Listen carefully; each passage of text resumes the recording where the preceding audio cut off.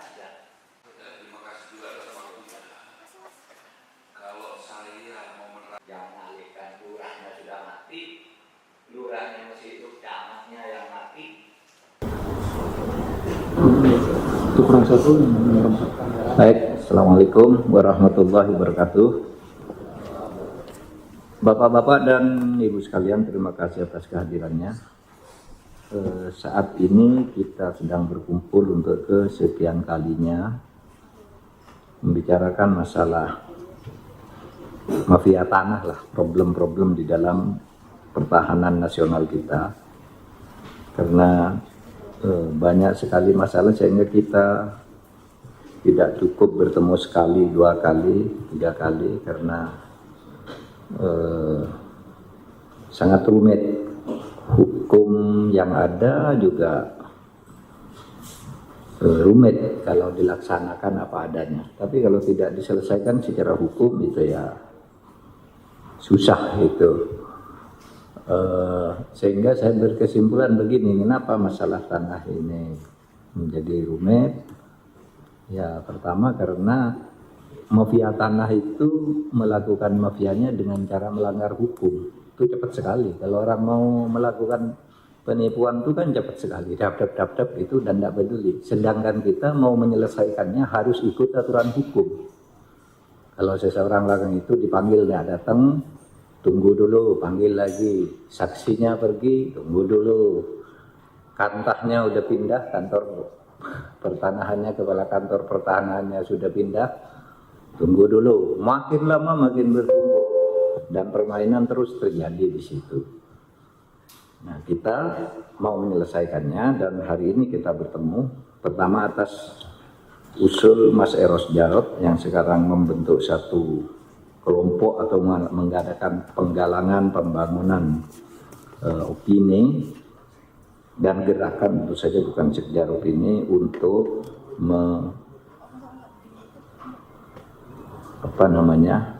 ikut menyelesaikan masalah-masalah pertahanan yang sudah sangat parah ini.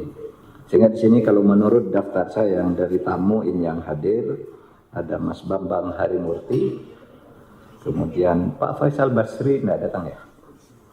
Tadi macet kali ya, tapi di sini confirm ini. Belum ada konfirmasi. Pak Bambang Harimurti oke, Pak Betor Suryadi, kemudian Pak Denny Indrayana, kemudian Bapak Suwidi Tono, kemudian Ibu Narti. Mana Bu Narti? Di sini ada hadir di sini. Mana Bu? Oh di situ. Kemudian Ibu Yeni Sucipto. Oke. Bapak Lukas Suarso. Kemudian Bapak Frans Abah. Kemudian tokohnya ini Pak Eros Jarot dengan beberapa pengawal Tengku Murniansyah, oke, Cahyadi Nugroho, Pak Cahyadi Nugroho, Imam Saputra, oke, Mas Edwin, Pak Sutarman, kemudian Pak Amir Syah ini tidak hadir, Pak Anwar Abbas di sini tertulis hadir, beliau ada enggak? Dari PP Muhammadiyah, mungkin masih terjebak macet. Oke, baik Pak, saya masuk aja ke saya beri dulu gambaran masalah-masalah tanahnya. Saya perkenal nanti yang akan menjelaskan. Jadi dari Kementerian ATR BPN, jadi ini serius Pak Eros yang hadir, pejabat-pejabat utamanya semua ini. Irjen Kementerian ATR BPN yang akan ini diwakili Inspektur Wilayah Irjen Kementerian ATR, tapi di sini ada Dirjen PSKP Kementerian ATR BPN. Ini kayaknya masalah sengketa pertahanan. Mana Pak Dirjen? Ya, Pak Dirjen PSKP. Kemudian Jaksa Agung Muda bidang intelijen, Jamintel. Silakan, ini Pak Jamintel ada di sini. Kiai Anwar Abbas ini dari, ya beliau ini dari mana ya? Dari PP Muhammadiyah ya, dari MUI iya, dari UIN iya, pokoknya banyak lah kerjaannya beliau ini. Yang banyak mengadvokasi masalah-masalah pertanahan. Sudah ketiga kali saya kira ke sini ini masalah tanah. Jadi ada dari Jamintel Pak, itu tadi hadir sendiri Bapak Jaksa Agung Muda Bidang Intelijen.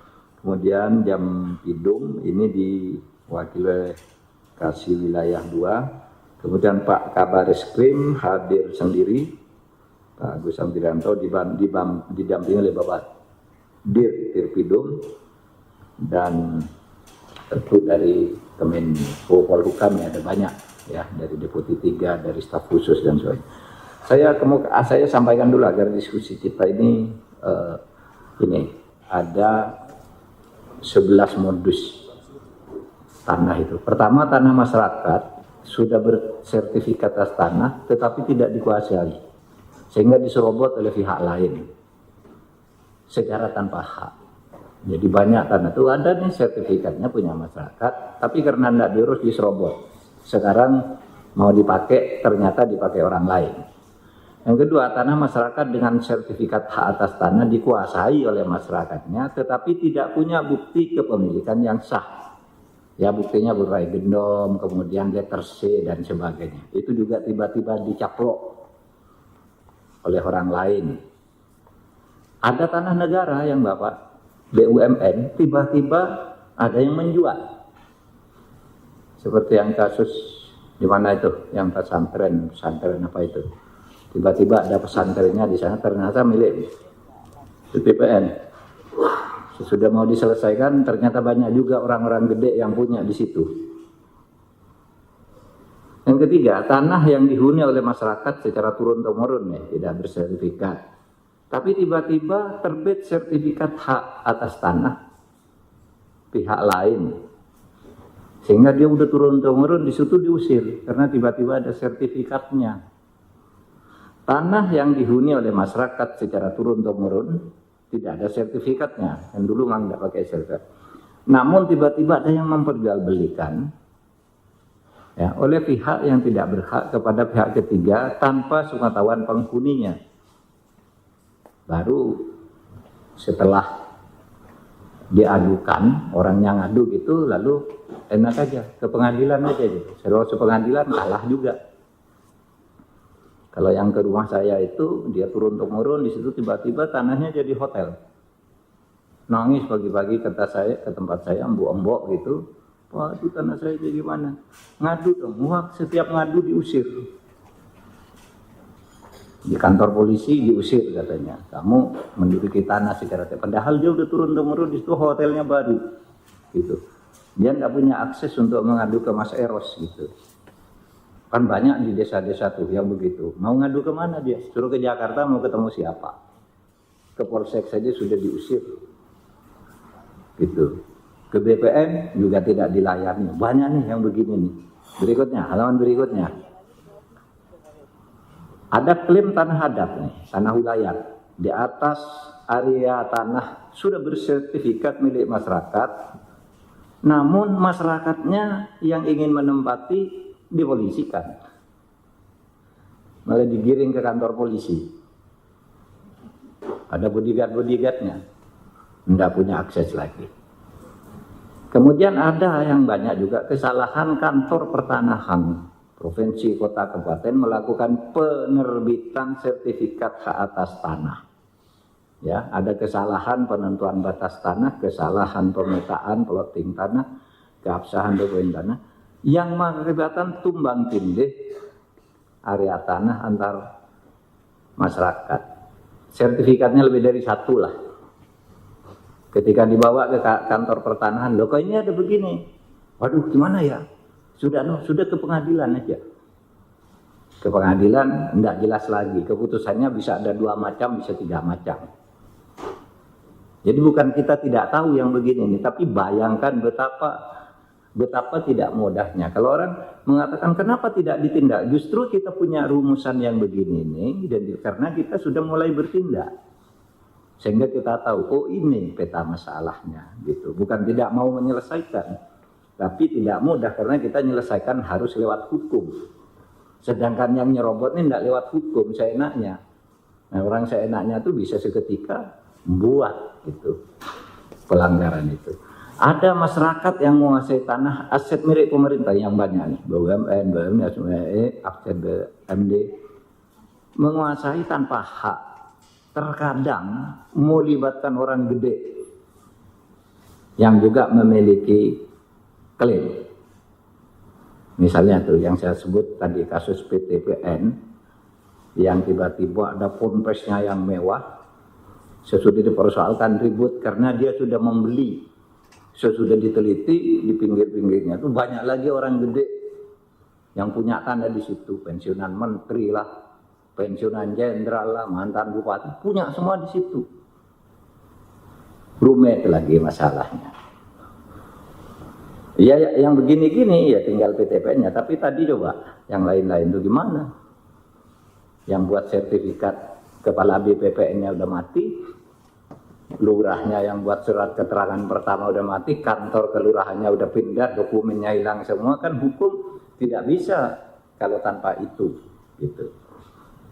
Hukum yang sekarang, makanya kita ketemu nanti kita buat hukum. Terbitnya sertifikat hak atas tanah milik masyarakat di atas tanah aset pemerintah, ini banyak nih.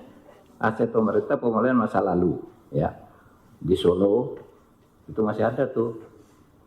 Waktu dulu dibangun itu di Solo dibangun mall, dibangun fasilitas umum untuk pemerintah. Tiba-tiba muncul keturunan Paku Buwono 7 misalnya.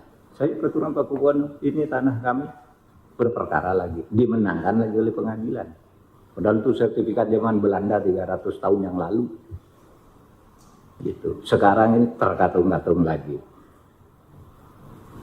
Kemudian terbitnya sertifikat hak atas tanah milik masyarakat. Berikutnya, halaman berikutnya. Kemudian halaman terakhir, penguasaan masyarakat pada tanah aset pemerintah. Banyak nih masyarakat, aset pemerintah banyak juga, mengusir nggak bisa. Bulan ini ribuan hektar yang tidak dilengkapi dengan sertifikat hak atas tanah. Misalnya tanah-tanah milik Angkatan Udara, milik kepolisian, milik TNI AD, banyak juga tuh yang dicaplok gitu aja, mau diusir nggak bisa, kami udah tinggal di sini lama dan seterusnya. Padahal sertifikatnya ada, termasuk tanah IPB itu. Dulu IPB punya, ada sertifikatnya, ditempati oleh rakyat, menang di pengadilan tata usaha negara, kalah di pengadilan perdata, masuk ke pidana. Coba. Tadi diskusi dengan Pak Agus Kabariskin, gimana ya kalau kayak gini? Selesai di perdata, PT UN-nya kalah, menang di perdata, PT UN-nya kalah, lalu sesudah diselesaikan dengan damai muncul pidana, tidak bisa lagi dimanfaatkan tanah, gitu. Penguasaan oleh perseorangan yang melebihi batas yang diperoleh dengan cara membeli tanah masyarakat disertai ancaman, itu banyak juga. Kemudian tanah tersebut dialihkan kepada pihak ketiga lagi. Ada lagi di dekat sini ini yang sekarang masih ribut, jalan tol. Pak Basuki sudah menyediakan uang ini untuk ganti ruginya yang banyak, mahal. Tiba-tiba satu tanah ada yang sertifikatnya 3 jenis, sehingga ketika akan diklaim nggak bisa. Akhirnya uangnya dititipkan pengadilan, bukan negara nggak mau bayar. Karena ketika akan dibayar yang mana? Ada 3 yang minta. Ketika dibawa ke BPN, wah yang salah nih BPN-nya. Gitu. Nah yang begitu sudah mulai diselesaikan oleh Pak Hadi sekarang, oleh Menteri yang sekarang ini agak tegas. Pokoknya mana-mana kalau kayak gini cara penyelesaiannya. Kalau enggak silakan ke pengadilan, tapi ini yang berlaku. Di KKP itu, saudara, ada tanah digugat ke BPN sejak zaman Pak Joyo Winoto, diberikan ke seseorang, ini tanahmu gitu. Silakan klaim. Terus sampai ganti beberapa pemerintahan, itu tidak selesai karena ada eksekusi. Sekarang malah dimiliki oleh KKP lagi dengan putusan pengadilan. Pengadilannya tidak mempertimbangkan bahwa yang sah itu sudah dikeluarkan oleh BPN. Sengketa lagi ke sini, ke kantor saya. Mau kemana coba? Ke pengadilan, ini udah putusan pengadilan. Ke BPN, BPN merasa sudah mengeluarkan. Milik punyamu itu. Nah, Pak, rumit kayak gini. Jadi polisi, kejaksaan juga pusing melihat ini. Karena rusaknya kayak gini. Kalau saudara tanya, oh, itu pemerintah ngobrol tanah dan sebagainya. Pak, itu kelanjutan, yang baru ini tidak ada. Berapa juta hektar, berapa belas juta hektar itu yang dikeluarkan di masa-masa tertentu itu. Nah sekarang kita tidak bisa mencabut, karena itu diberikan secara sah oleh pemerintah waktu itu. Kita harus nunggu sampai habis. Yang lebih gila lagi, ada belasan juta hektar itu ya, hutan Mbak ya, kehutanan itu. Yang sekarang lagi ribut mau diampuni. Dia 18 tahun lebih menguasai hutan itu, berproduksi yang jumlah penghasilannya 79 triliun. 79 triliun ditangkap nih oleh kejaksaan sekarang. Apa 79 triliun dia berproduksi itu hanya duduk-duduk aja di Singapura gini, dia dapat uang terus. Ini milik negara, digarap dia selama 18 tahun. Itu. Nah sekarang demi keperluan investasi, gimana ya kita atur kembali. Nah, sekarang tuh masih di kejaksaan, masih ditahan. Dan itu banyak loh Pak. Itu baru satu orang dari 314 orang melakukan itu terhadap kawasan hutan kita. Mari nanti Bapak bilang, ayo kita selesaikan dengan cara apa nih? Kalau kayak gini gitu. Karena kalau cuma ngambil gitu aja malah nggak hukum lagi, digugat lagi, nggak ada selesainya. Kalau cuma ngambil kan gampang, kita punya polisi ambil, kawal. Tapi nanti muncul secara hukum harus prosesnya gini gitu. Nah itu sulitnya, sehingga kemarin udah beberapa kali rapat di sidang kabinet, ya kita mencoba mengintrodusir itu mungkin kita perlu pengadilan tanah. Yang hukum acaranya, eksekusinya, inkrahnya, dan sebagainya itu berbeda dengan hukum biasa. Mungkin itu pun nanti bisa digugat lagi oleh pengacara. Pengacara kan seringkali kalau ada gini, oh gini cara melawannya begini, sehingga orang tidak. Kan seringkali tuh pengacara cari perkara, nggak dapat perkara, bikin perkara dia. Ada, dari mana? Ini saya diceritain Baharudin Lopa ketika saya jadi Menteri Kehakiman itu, sebelum itu Baharudin Lopa cerita, Mahfud katanya, di Indonesia ini banyak pengacara cari coba tuh penelitian saya di Sulawesi Selatan. Ada seorang suami istri tinggal sama ibunya. Lalu ini rukun, tiba-tiba ada pengacara, istrinya suruh menggugat mertuanya karena tanah itu harus diwariskan. Bertengkarlah anak sama ini. Tadinya rukun-rukun jadi bertengkar. Karena apa? Pengacara mencari celah hukum, kamu tuh ahli waris. Kok masa kamu tinggal sama ibumu harusnya sudah membagi harta itu, sementara ibu ingin tinggal sama anaknya di tanah itu. Ada yang begitu. Rumit Pak, rumit. Ya kalau kayak gitu-gitu, ya tidak terlalu sulit. Tapi kalau yang ini tadi gimana? Ini tanah udah berpindah ke seorang yang mengalihkan, lurahnya sudah mati, lurahnya masih hidup, camatnya yang mati, camatnya masih hidup, berkasnya udah hilang karena kantor kecamatannya pindah, dan seterusnya gitu. Begitu banyak masalah tanah di negeri ini. Nah itulah pengantar dari saya. Bapak-bapak, para pejabat, nanti ya kita mendengar ini dulu nih, keluhan dari masyarakat, lalu kita mau apa. Sebelumnya nggak melanggar etika, Pak. Jadi saya terus terang saja sebagai warga negara dan sebagai orang beragama Islam merasa tidak boleh membiarkan hal itu. Polhukam nanti mekanisme penyelesaian seperti apa Pak? Biar nggak sama dengan Satgas Mafia Tanah yang di Kementerian APR. Ya, ini kita masih mencari jalan terobosan ya, karena memang dilematis. Mafia tanah itu dilakukan dengan cara cepat dan melanggar hukum. Sedangkan kita mau menyelesaikannya harus menurut aturan hukum. Menurut aturan hukum tuh urut-urutannya panjang. Harus memeriksa camat yang memberi rekomendasi, lurah yang memberi izin, kemudian BPN. Padahal itu sudah lama kan, BPN-nya udah diganti, lurahnya udah mati gitu kan. Hukum harus itu, notarisnya udah pensiun dan sebagainya. Nah, kita masih mau cari jalan terobosan. Antara yang lain tadi yang dibuat pengadilan khusus, yaitu pengadilan tanah. Nah, tentu kita akan bicara dengan Mahkamah Agung karena pengadilan itu sudah ada pakemnya. Ada 4 lingkungan pengadilan. Kalau pengadilan tanah itu masuk ke PT UN, apa ke Perdata, apa ke umum kan itu. Nanti kita bicarakan. Tetapi prinsipnya kita udah berpikir harus dibuat instrumen hukum baru, soal perpu atau apa gitu. Nanti kita bicara dulu dengan Mahkamah Agung. Yang penting kita bicara dulu anunya, wujudnya kayak apa, lalu bajunya nanti apakah perpu atau undang-undang atau PP atau apa, kita nanti lihatlah.